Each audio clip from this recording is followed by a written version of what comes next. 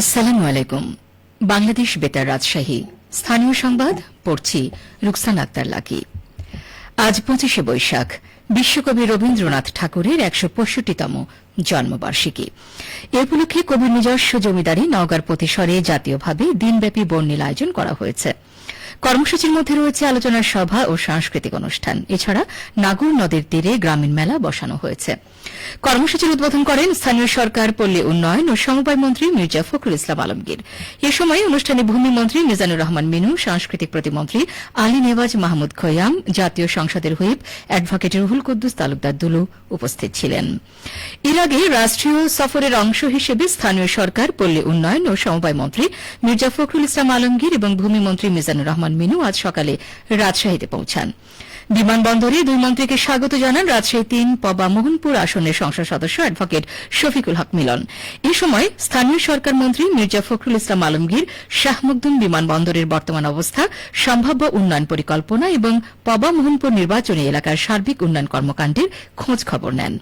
বিমানবন্দরে আরও উপস্থিত ছিলেন নাটোর ২ আসনের সংসদ সদস্য রুহুল কুদ্দুস তালুকদার দুলু, রাজশাহী বিভাগীয় কমিশনার ড আনমা বজলুর রশিদ, জেলা প্রশাসক Kazi Shahidul Islam, police super Mohammad Naimul Hasan, Rajshahi city কর্পোরেশনের প্রশাসক মাহফুজুর রহমান রিটন, জেলা পরিষদের প্রশাসক বীর মুক্তিযোদ্ধা ইরশাদ আলী ঈশা। নাটোরের রাজার কাছ থেকে ক্রয়সূত্রে গ্রহণ করে গড়ে উঠেছিল প্রতিসর কুঠি বাড়ি। নাটোর আর প্রতিসরের মাঝে চলনবিলে অবস্থান করে কবি রবীন্দ্রনাথ ঠাকুর রচনা করেছেন কালজয়ী সাহিত্যকর্ম।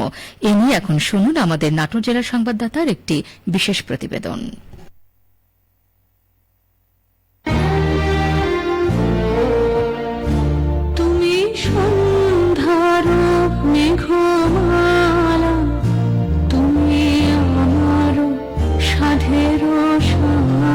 চলনবিলের নৈসর্গিক সৌন্দর্যে মুগ্ধ হয়েছিলেন রবীন্দ্রনাথ ঠাকুর। রচনা করেছেন পত্র সাহিত্য, গান আর কবিতা। রবীন্দ্র স্মৃতি সংগ্রাহক ও গবেষক এম মতিউর রহমান মামুন বলেন, রবীন্দ্রনাথের সাহিত্য কর্মের দিকে যদি আমরা একটু নজর দিই তাহলে আমরা দেখব যে পদ্মা, গড়াই, ইছামতি, চলনবিল হয়ে নাগরে যে সাহিত্য কর্ম সৃষ্টি করেছে তা রবীন্দ্র সাহিত্যে অনেক উন্নত দিয়েছে। রবীন্দ্রনাথ বাংলার বাহন, নাগর বোটে ভাসতে ভাসতে চলনবিলে লিখেছেন অসাধারণ কবিতা, কন্যা কেনবা করো মনধারী, পাবনাতে চাইনা জীব টেহাদাবের মতরি। অসাধারণ গান লিখেছেন রবীন্দ্রনাথ চলনবিলে, এই সন্ধ্যার মেঘমালা তুমি আমারও প্রাণের সাথে।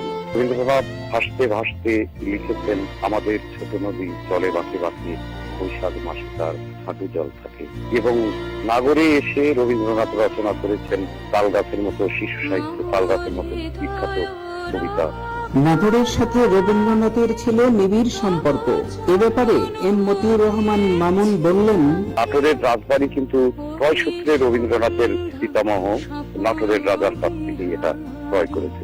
সেই সূত্র ধরে নাটোর দিয়ে রবীন্দ্রনাথ প্রতিসরে বারবার এসছেন। চলনবিলের গধূলি বেলায় ভালোবাসায় কাতর হয়ে কবি লিখলেন, তুমি সন্ধ্যারও মেঘমালা, তুমি আমারও সাধেরও সাধনা। কালজয়ী এই গানের সুর কখনো ম্লান হবার নয়। ফরাজি আহমদ রফিক বাবন, নাটোর জেলার সংবাদদাতা, বাংলাদেশ বেতার, রাজশাহী। তুমি সন্ধ্যার মেঘ। সিরাজগঞ্জের রায়গঞ্জে নুনগাছি এলাকায় সমাজভিত্তিক মৎস্য সম্পদ ব্যবস্থাপনা শীর্ষক প্রকল্পের আওতায় সুফলভোগীদের মাঝে মৎস্য চাষের উপকরণ বিতরণ করা হয়েছে। গতকাল নিমগাছি এলাকায় সমাজভিত্তিক মৎস্য সম্পদ ব্যবস্থাপনা শীর্ষক প্রকল্পের প্রকল্প পরিচালকের দপ্তরের পক্ষ থেকে উপকরণগুলো বিতরণ করা হয়। উপকরণ বিতরণ কর্মসূচি উদ্বোধন করেন সিরাজগঞ্জ ৩ আসনের সংসদ সদস্য মোহাম্মদ আইনুল হক। প্রধান অতিথির বক্তব্যে তিনি বলেন, নিমগাছি এলাকায় সমাজভিত্তিক মৎস্য সম্পদ ব্যবস্থাপনা শীর্ষক প্রকল্প এই এলাকায় মাছ উৎপাদনে বিপ্লব সৃষ্টি করেছে, পাশাপাশি হতদরিদ্র সুফলভোগীদের স্বাবলম্বী করে তুলেছে। নিমগাছি এলাকায় সমাজভিত্তিক মৎস্য সম্পদ ব্যবস্থাপনা শীর্ষক প্রকল্পের প্রকল্প পরিচালক শহীদুল ইসলাম সহ মৎস্য দপ্তরের কর্মকর্তারা অনুষ্ঠানে উপস্থিত ছিলেন। এ সময় ৭০ জন সুফলভোগীকে এরেটার মেশিন, কিট বক্স এবং ইনসুলেটেড ফিশ বক্স প্রদান করা হয়। সবশেষে আবহাওয়া। আজ দুপুর 12টায় রাজশাহীতে তাপমাত্রা ছিল 30.5 ডিগ্রি সেলসিয়াস। এ সময় বাতাসে আপেক্ষিক আর্দ্রতার পরিমাণ ছিল 48%। রাজশাহী পার্শ্ববর্তী এলাকায় আজ সূর্যাস্ত সন্ধ্যে 6টা 38 মিনিটে। সংবাদ শেষ হল। আমাদের পরবর্তী সংবাদ দুপুর 2:05